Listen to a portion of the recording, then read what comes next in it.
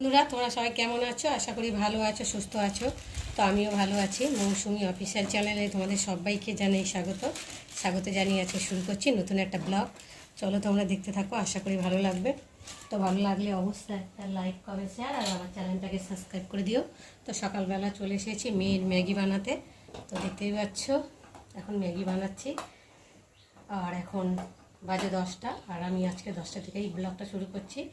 তো টিফিন থেকেই ব্লগটা শুরু করছি। তো দেখতে পাচ্ছ, তো ম্যাগিটা ততক্ষণ একটু ফুটুক, তারপর মশলা দেবো। আর এইদিকে দেখো ভাত বসিয়েছি, সবেই ভাত বসালাম।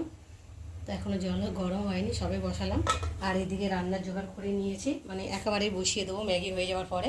তো দেখো আলু কেটে নিয়েছি, আর চিকেন ভালো করে ধুয়ে ঠুয়ে নুন, হলুদ, লঙ্কা টঙ্কা তেল দিয়ে ভালো করে মাখিয়ে রেখেছি। আর এখানটায় দেখতেই পাচ্ছ পাতা দেখেই বুঝতে পারছি কী পাতা। তো এগুলো ভেটকুল পাতা, তো বাটা করব।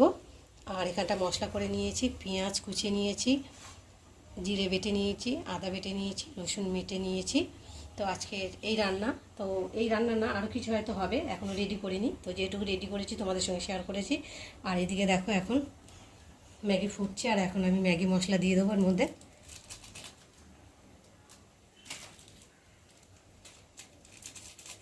ম্যাগি মশলাটা তার মধ্যে মানে লেগে আছে, কেন কি জানি ঘামে, গরমেতে তো ঘেমে মনে হয় লেগে যাচ্ছে। ভাবলাম মেয়ের ম্যাগিটাও করবো, একবারে রান্নাও বসিয়ে দিই, বেলাও হয়েছে। তো বন্ধুরা, মেয়ের ম্যাগি করে ওইদিকে রান্না হচ্ছে, আর ভাবলাম পাতাগুলোকে সেদ্ধ করে নিয়েছি, নিয়ে ভাবলাম যে আগে বেটে নিই। তো দেখো এখন আমি বেটেও নিয়েছি অনেকটাই, দেখতে পাচ্ছ। আর এর মধ্যে কী কী দিয়েছি তোমরা তো সবাই জানো। তো কালো জিরে ভেজে, শুকনো লঙ্কা ভেজে আর রসুন ভেজে দিয়েছি, দিয়ে আর বাটা করছি, দেখতে পাচ্ছ। তো সেদিনকে করেছিলাম তো কয়েকদিন আগে। তো তোমার দাদাভাই খেতে ভীষণ ভালো হয়েছিল, তো বললো বাজার গেলে যদি পাও নিয়ে আসবে। তো আজকে বাজারে গেছিলাম, তো দেখতে পেয়েছি, তো ভাবলাম নিয়ে যাই। তো নিয়ে এসে যে বাটা করছি, বাবা খেতে খুব ভালো লাগে, আর করতে যে কী কষ্ট বাটাবুটি। তো জানো তো অনেকের মিক্সচার আছে, মিক্সচার মেশিনে করো, আর আমাদের তো মিক্সচার নেই, সেই জন্য আমরা সব কিছুই শিলে বেটে করি। তো শিলে বাটতে গেলে কতটা কষ্ট হয় সবাই জানো। তো যাই হোক, কষ্ট করলে তো খেতেই হবে। তো এখন বেটে নিই, প্রায় বাটা হয়েও গেছে। তো দেখো বন্ধুরা, আমার বাটা হয়ে গেছে, দেখতে পাচ্ছ ভেটকুল পাতা বাটা। আর এদিকে আলু ভাজা বসিয়েছি, দেখতে পাচ্ছ মাংসের জন্যে। তো আলুগুলো ভাজা হয়ে গেছে, আর এখন আমি একে একে আলুগুলোকে তুলে নেব। ভালো করে ভাজলে আলু তাড়াতাড়ি গলেও যায়, খেতেও টেস্ট হয়, তাই না বলো? তো দেখো আমি ওগুলোকে ভালো করে ভেজে নিয়েছি, আর এখন তুলে নিচ্ছি। এই দেখো, আর তেল দিলাম না, অনেকটাই তেল আছে। তারপর চিকেনে মাংসে তেল মাখিয়েছি, আর এখন এই তেলের মধ্যে আমি এখন পেঁয়াজগুলো দেব। পেঁয়াজটা একটু লাল লাল করে না ভেজে নিলে ভালো লাগবে না, আর একটু ভালো করে ভেজে নিলে নরমও হবে, আর দেখতেও খেতেও ভালো লাগবে।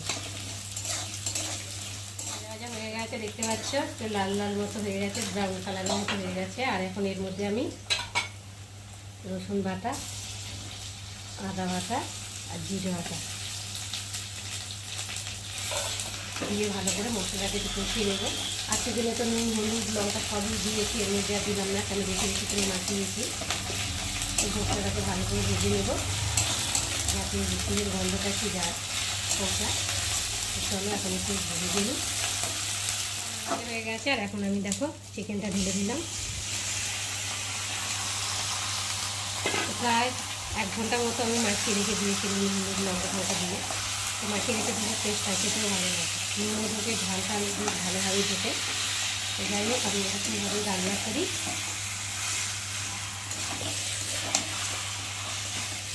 ভালো ভালো করে একটু মাখিয়ে নিই মশলাটা সরষের সাথে দিয়ে, আর এবার একটু ঢাকা দিয়ে দেবো।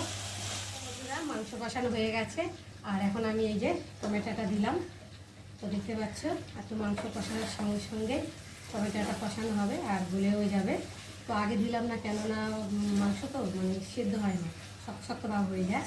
আর মাংসটা প্রায় মানে সেদ্ধ হয়ে গেলে আর দিলে তো অতটা মানে বোঝা যায় না যে টমেটো দিয়েছি, মানে সেদ্ধ হয়নি মাংস। তা সেই জন্য ভালো করে আগে কষিয়ে নিয়েছি, দেখতে পাচ্ছ। আর এই যে ভেজে রাখা আলুগুলো এখন এর মধ্যে দিয়ে দেবো, দিয়ে একটু ভালো করে কষাবো, কেন আলুটা দিয়েছি তো একটু না কষালে ভালো লাগবে না। আলু দিয়ে বেশি কষাতে হয় না, কারণ যদিও আলুটা ভালো করে ভেজে নিয়েছি। যাই হোক একটু ঢাকা দিয়ে কষিয়ে নিই। আর এখানটা দেখো মানে যে বাটি করে চিকেন মাখিয়ে রেখেছিলাম তো মশলা ছিল, তো সেই বাটি করে একটু জল নিয়ে গরম বসাবো। তো চিকেনে গরম জল দিলে টেস্টটা খেতে ভালো লাগে।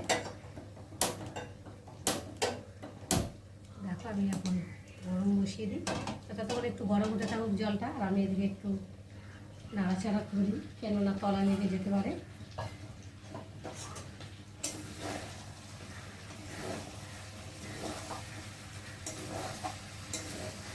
কষানো হয়ে গেছে ভালোভাবেই, ততক্ষণ একটু জলটা গরম হোক আর আমি এদিকে কষাতেই থাকি।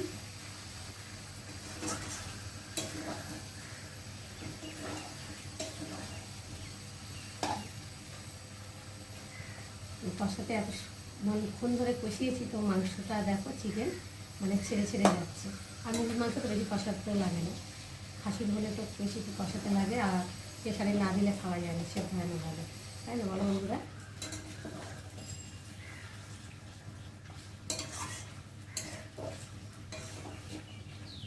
কষানো হয়ে গেছে, এর মধ্যে আমি এখন গরম জলটা দিয়ে দেবো, মানে খুব একটা ফুটালাম না, হালকা গরম করে নিয়েছি জলটা।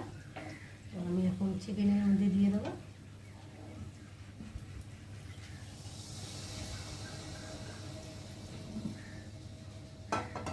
ঢেলে দিলাম, ভালো করে ঘেটে দেবো।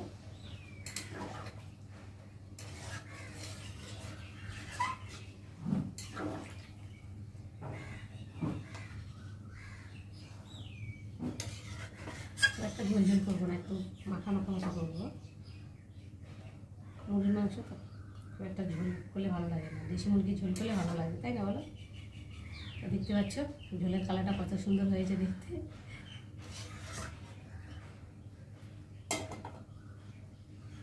এই ঢাকা দিয়ে দিলাম। রান্না হয়ে গেছে, তো রান্নার পরেই ইচ্ছা হলো আজকে একটু পায়েস বানাবো, তো তার জন্য দেখো দুধ ঢালছি। তো অনেকটাই ঢালা হয়ে গেছে, প্রায় 2 লিটার মতো দুধ নিয়ে এসেছে তোমাদের দাদাভাই, আর সেই দুধ দিয়ে আজকে একটু ভালো করে পায়েস বানাবো। অনেক দিন ধরে পায়েস খাবো খাবো করছি, তো দেখো আজকে একটু পায়েস বানাবো। দেখো দুধটা ফুটে গেছে, আর এখন এর মধ্যে আমি তেজপাতা দেবো, আর দেবো কাজু কিশমিশ ভিজিয়ে রেখেছিলাম, এটা দিলাম। দিয়ে আরও ভালো করে একটু দুধটাকে ভালো করে ফুটাবো, একটু ফুটিয়ে নিয়েছি দেখতে পাচ্ছ ভালো করে। আর এখন আমি চালটা এর মধ্যে দিয়ে দেবো, দেখতে পাচ্ছ গোবিন্দভোগ চাল।